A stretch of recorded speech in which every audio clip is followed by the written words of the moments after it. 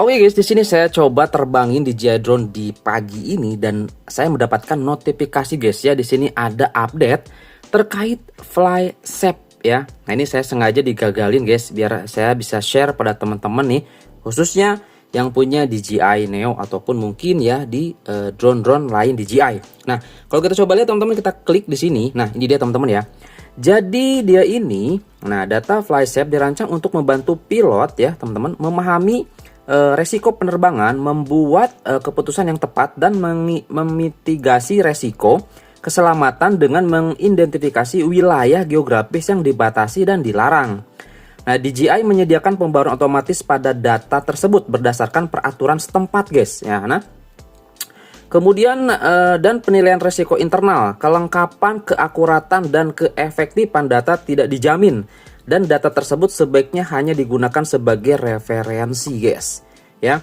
Nah, jadi ini ada update ya ke firmware drone mungkin ya, atau ke aplikasinya. Jadi ketika kita ke area-area geografis yang memang dilarang, itu kemungkinan nanti si DJI-nya ini dia nggak mau terbang guys, atau nggak mau nembus ke area tersebut ya.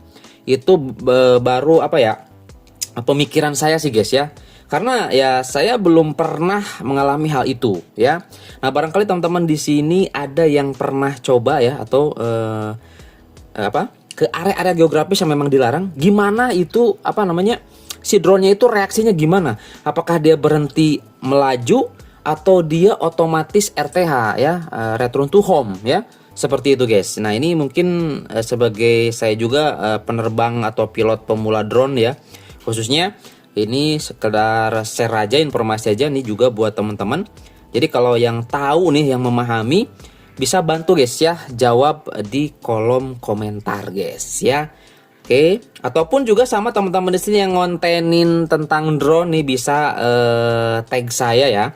Jadi nanti saya tonton tuh ya penjelasannya tuh terkait ini nih ya, data FlySafe ini ya, untuk update ini. Kita coba ulangi aja ya teman-teman. Bisa nggak?